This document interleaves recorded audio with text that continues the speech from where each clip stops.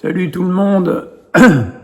Écoutez, au risque de vous surprendre, je vais faire une petite vidéo sur Kylian Mbappé. Pourquoi ? Parce que le Canard enchaîné, qui pour une fois s'intéresse au sport, a sorti une information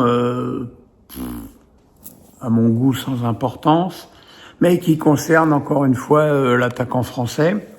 Donc je vous résume la situation. L'IGPN, en gros la police des polices, enquête sur des dons que Kylian Mbappé a fait aux forces de l'ordre qui accompagnaient l'équipe de France pendant le dernier mondial.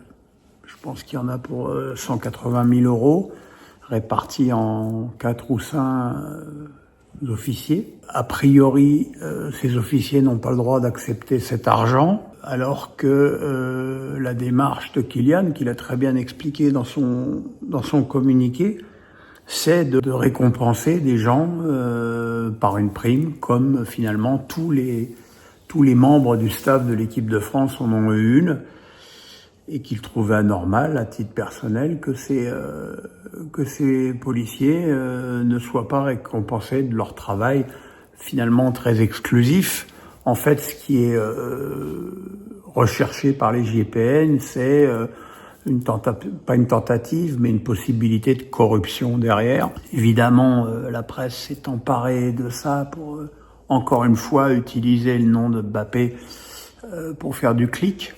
C'est une démarche malheureusement beaucoup trop fréquente et quasi permanente depuis de longs mois maintenant. J'ai l'impression que le feuilleton Mbappé est quelque chose de perpétuel. Alors il y a Mbappé contre le PSG, il y a Mbappé contre Vinicius, il y a Mbappé contre la gastro, il y a Mbappé Stockholm. C'est un acharnement qui me semble tout à fait invraisemblable, surtout que évidemment sur de nombreux sujets on frôle la fake news. Après, comme j'ai eu l'occasion de le dire déjà plusieurs fois, Kylian ne fait pas tout bien, même dans sa communication qui est pourtant hyper maîtrisée. Je situe le début de ses ennuis en termes de popularité au petit ange parti trop tôt. Au moment où Naël a été tué par le policier en faisant un refus d'obtempérer. Visiblement, une partie des supporters des Bleus n'ont pas toléré ni pardonné cette prise de parole, comme son engagement politique contre le Rassemblement national pour les législatives. Maintenant, est-ce que ça justifie une telle vendetta permanente, vendetta dont le chevalier servant numéro 1 est Jérôme Rotten, qui a passé donc son année à vomir sa bile sur Mbappé dans son émission sur RMC, alors qu'il lui faisait des lipettes dans tous les sens lorsque il essayait de décrocher une interview qu'il a finalement décrochée. Alors est-ce qu'il est au service du PSG pour décrédibiliser l'attaquant français? C'est possible.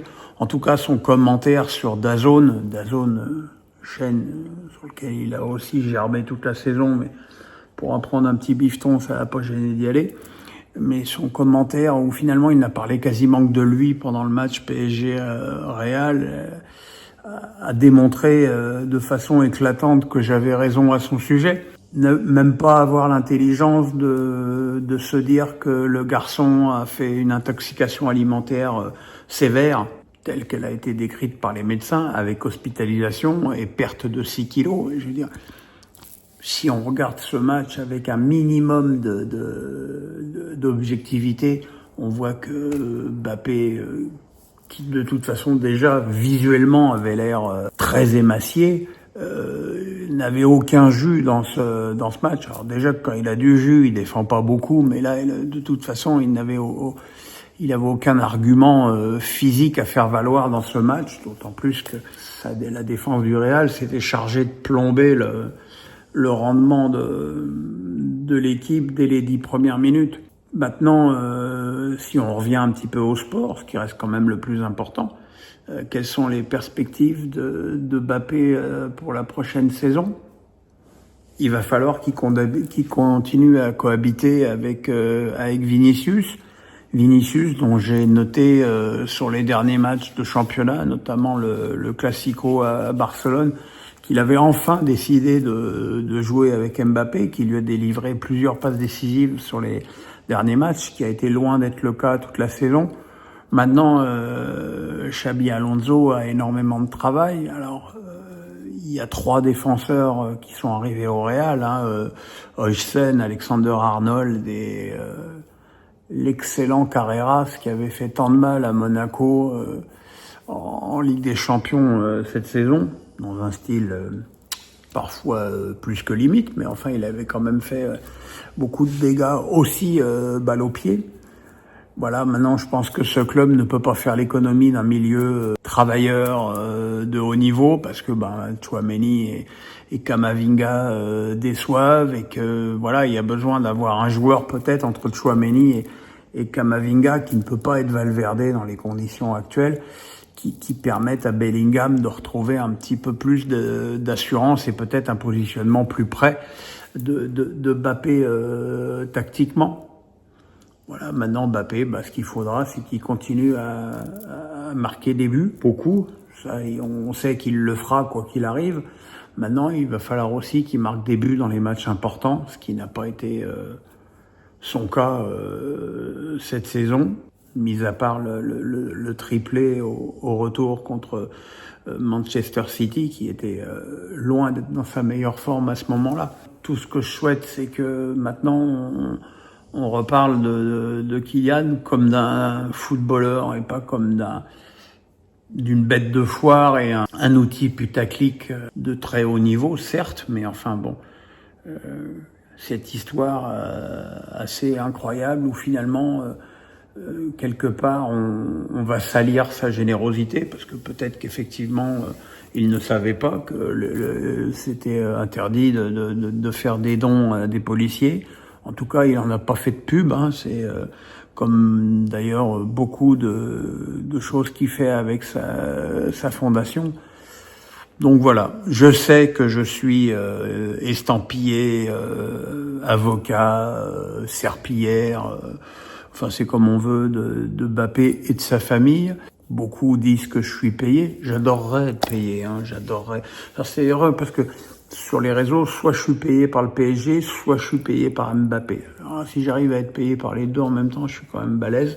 En tout cas, j'adorerais être payé par l'un ou par l'autre. Ça me ferait des revenus en plus dans ma nouvelle vie, si vous voyez ce que je veux dire. Voilà, on se retrouve samedi soir pour le quart de finale des féminines, qui vont enfin jouer un match sans la concurrence de la Coupe du Monde et du PSG. Donc on va regarder ça avec attention samedi soir, et on fera une petite vidéo derrière avant de se retrouver lundi pour Face à Pierrot, le Face à Pierrot de cette semaine qui a quand même déjà dépassé les 80 000 vues. Merci pour ça les amis, le pouce, la cloche, on s'abonne, bonne journée, salut.